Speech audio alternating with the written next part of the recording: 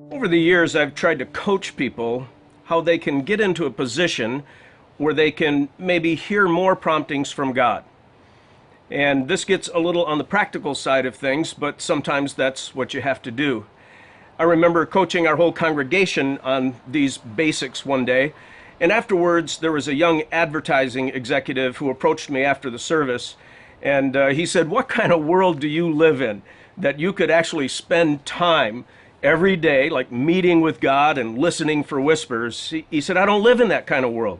I commute to downtown Chicago, leave the house at 5:30 in the morning, get back at 6:30 at night. I just can't make room for that kind of thing in my life."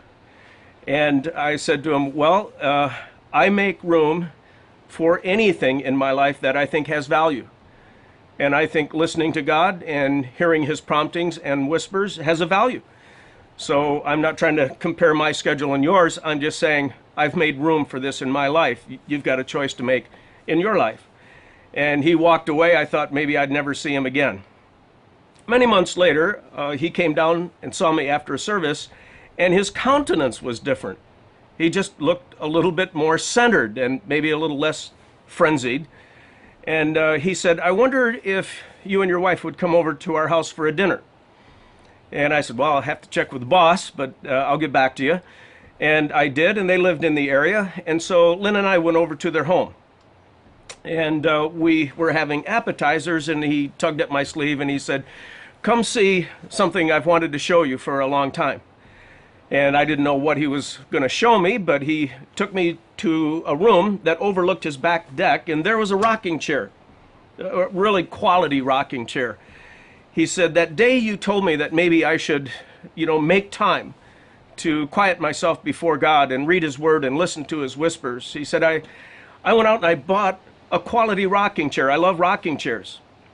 And I decided I would make time in the morning to sit in that rocking chair and overlook my back deck, have a cup of coffee, and just read God's word and see what would happen. And he said, "I've been doing this virtually every morning since you gave me that challenge." Several months later, I was quite surprised. I ran into this man after a church service, and he said, "Could I have a private conversation with you? I'm thinking about leaving the advertising business." And I knew he had been very successful in that vocation. And I said, "Well, tell me about this." And he said, "Well, I sit in that chair every day. And as I've been searching God's word and listening for promptings, I just decided there's something of greater value that I'd like to do with the best hours of my day." And he said, "I'm good at advertising, but God's been prompting me a little bit. Maybe I could help you build Willow." And I said, "Well, no one's getting any salaries around here, and it's very hard work, and we don't know if the church is ever going to really make it. So I can't promise you anything really." And he said, "I've done quite well in advertising. My savings can hold me over for a time."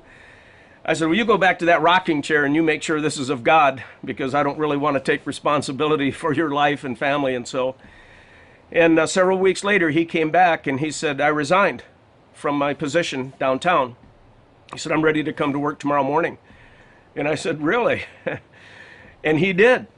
And he started working as an unpaid employee at Willow and was a fantastic staff member.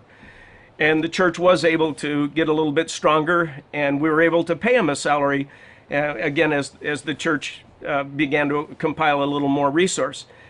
And then it was several years after that, he came into my office and he said, "I need to have a conversation with you. I think God's prompting me to leave Willow and help a friend of mine start a church in Colorado." I said, "Where did this all come from?" He said, "Well, that chair, I still sit in it every morning. And my friend really has a heart to start this church in Colorado, and he needs help." And he said, "God's been prompting me. I think I'll go back into the advertising vocation out west, and maybe I can earn money to support the start of that new church." And I said, "Really? You really think God's telling you to do this? Maybe you should go back to that chair for a little while and get confirmation of this kind of thing." And so he did. And several weeks later, he came back and he said, "God confirmed this is what I'm supposed to do." So in just a few months, he packed his family up and he moved to Colorado, where he got a job in advertising and gave most of the money from his salary to the launch of that new church. And you would think that this story has a happy ending, but it was only a few years after the launch of that church in Colorado that he was sitting in that same chair one day and absorbed a doctor's report that said cancer had enveloped his body, and it didn't look good. And he brought that doctor's report right to that chair and prayed over it and asked God to do a miracle. And a miracle in his case wasn't going to happen, but he asked God to give him peace that passes human understanding. And God did answer that prayer.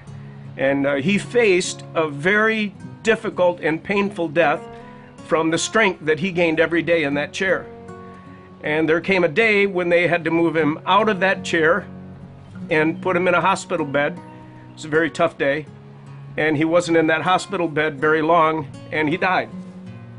The family asked if I would fly to Colorado and give the eulogy at his funeral. I did. It was a very tough thing to do. He's a fantastic guy. After the funeral was over, I talked to his wife, and I said, "What are you going to do with that chair?" And she said, "Well, we're going to keep that chair in the family." You know, God changed Tom's life in that chair. God whispered to Tom in that chair. And she was saying, we'd like to pass that chair from one generation to the next to the next. But never underestimate what God can do in a chair or in the front seat of a pickup truck. Some of the carpenters who attend our church just meet with God and listen for whispers, front seat of a pickup.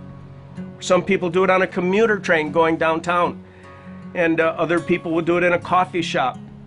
It doesn't matter where so much, just that you devote the time to quiet yourself, to listen to God, and to be open to what He might say to you.